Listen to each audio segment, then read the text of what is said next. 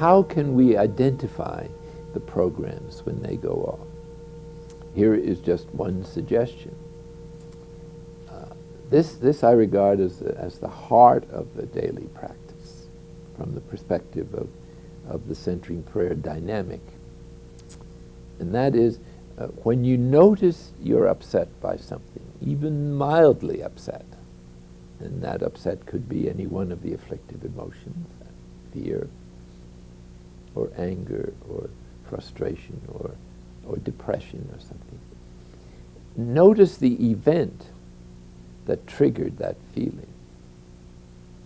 Was that if someone didn't acknowledge you, someone that you loved didn't send you a birthday card,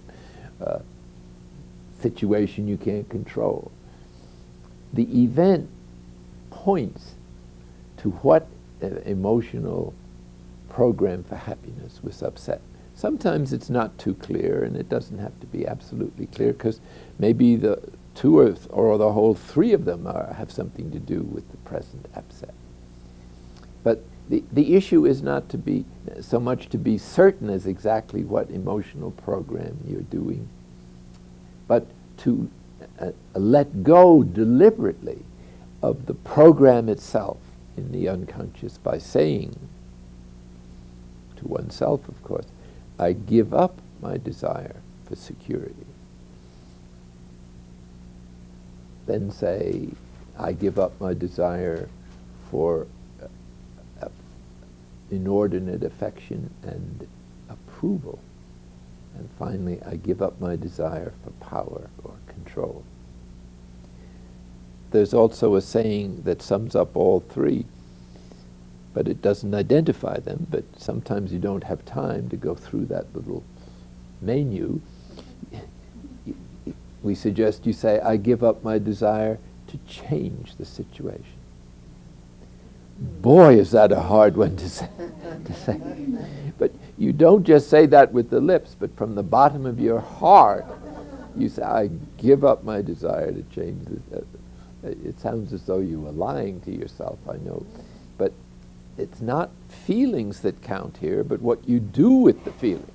And what you're doing with the feelings here is deciding that you're going to let go of them. And again, you're dealing with the Holy Spirit, so you give up your desire and give this as a gift to God or the Spirit or the higher power as you know them. And so if you, by doing this practice for a few weeks, you begin to see how often this emotional program actually goes on in your life. This alerts you to the fact that how much energy must exist in this particular energy center. So it alerts, not only alerts you to a greater self-knowledge and alertness in daily life to spot it and let go of it promptly, but sometimes it catches you by surprise, and you're engulfed in feelings of pain or anger, that it's almost impossible to think. Well, then you're not going to be able to identify the particular cause, but still you say the process, which at least gives a message to the unconscious that life is going to change from here on in. I give up my desire. Now, it's the desire for security, or the craving for security, the unlimited character of the desire that is the problem, that is the source of the frustrating feelings and the afflictive emotions. And that is only partially conscious, because some of it may just be dawning on us as a result of the spiritual journey, but the real problem is in the unconscious, where most of the energy is hidden from us. And that's the process of the spiritual staircase. You're always, while living in this life, getting deeper insight into the problem, and so that one can make a greater surrender to it. Just to share a personal experience, there was a situation in my life that was, it involved a lot of other people, the good of contemplative outreach, and it was partially a misunderstanding between members in our particular organization who were in leadership roles, and there got to be very serious tension. I couldn't do anything about it to resolve it, but everybody was looking to me as the president of the board of trustees to fix this thing. And so every now and then there'd be a new explosion, and I would literally feel as if I was in hell. Because all I could feel was this utter misery, the utter emotional anger that was coming from a very strong personalities. And you know, if you do any counseling, that sometimes you absorb the emotions of others. Well, I just felt I was being completely dumped upon by this thing, and I was helpless. There was no umbrella. I was just getting soaking wet with sheer emotional rage and anger and misunderstanding, and I couldn't help thinking that there must be a better way of going to heaven than this. I don't need this at my time of life.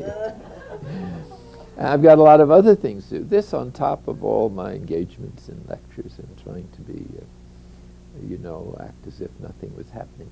But maybe for 2 or 3 days, it was just as if my whole being was immersed in absolute ugliness, misery, evil, and I couldn't do a thing about it except just sit there and that happens every now and then. I think as the spiritual journey advances, there are more intense moments than the dark nights even, but they're very brief. If they weren't brief enough, I think you would die. I think you would throw in the towel or something. But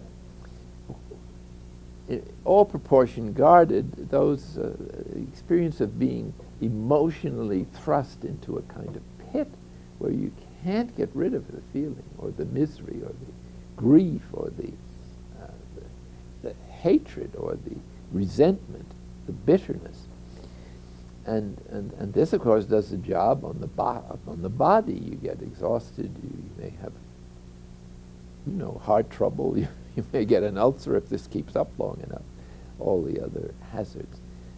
But it's still based on a feeling, however justified in itself, that it could be. I'm not diagnosing myself here because that was hopeless. But you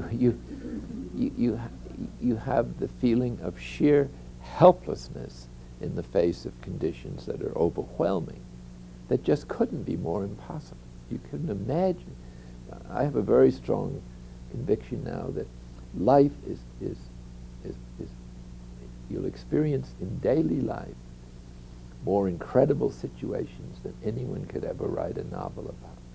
Real life is more unbelievable than any imagination could conceive of, because I think, basically the spiritual journey is this trip into the unknown. And so you don't know what it's like. Hence the need for gratitude for the basic goodness and for trust that somehow God is going to bring all this purification to a very happy ending, both for us. And the happy ending seems to be, what should I say, that you just forget about yourself anyway. In other words, no fixed point of reference. When God saw that I couldn't be in a worse place and that I accepted that, then he took it away. And once you understand this, then difficulties are unbearable difficulties. You can get through them. While they're still unbearable, you know that God is simply moving you to a new level on the spiral staircase. And there's always another one. I think, where you're invited to surrender yourself at a deeper and deeper level. And so whatever was in me that God was, this repeated, maybe 6 or 8 times in the course of 2 or 3 years. So I knew there must be something I was holding back on. Otherwise God wouldn't have kept repeating the same situation. So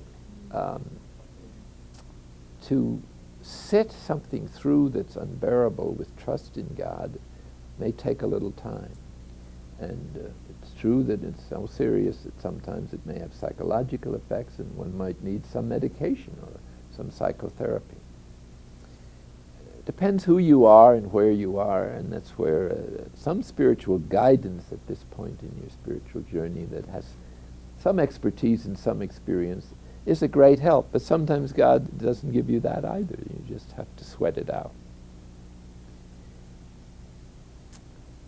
So daily life is the battlefield, and the centering prayer is the preparation of your resources for that, the daily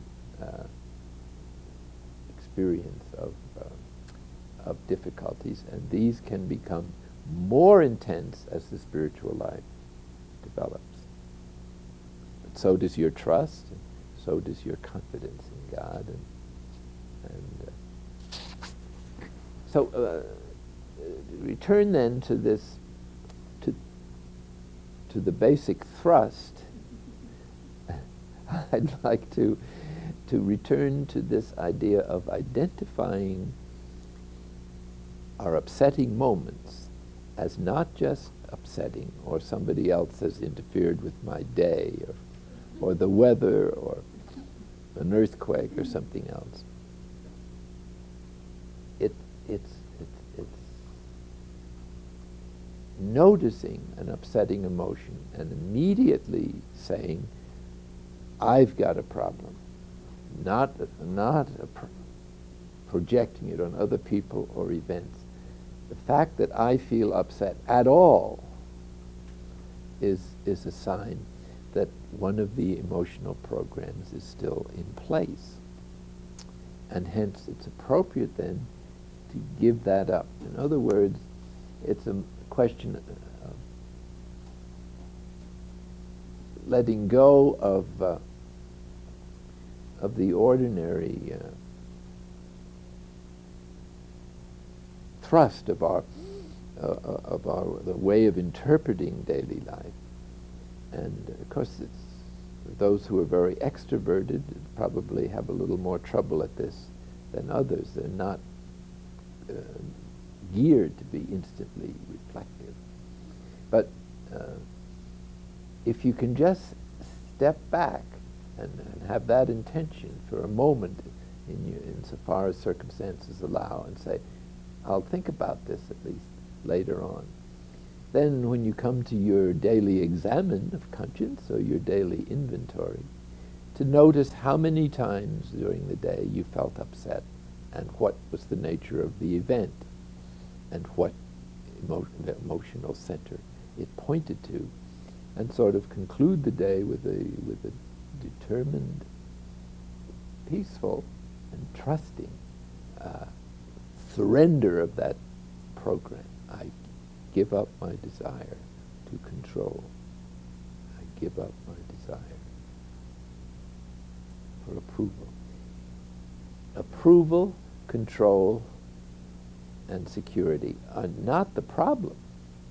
It's our exaggerated demand for the symbols of those things in the culture, which is unrealistic.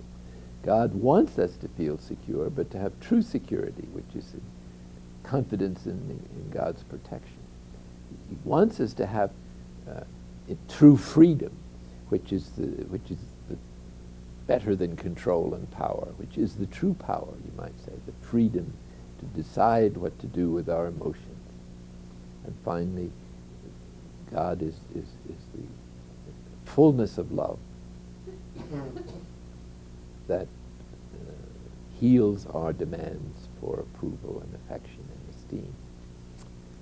The divine affirmation in prayer is more profound than any kind of affirmation.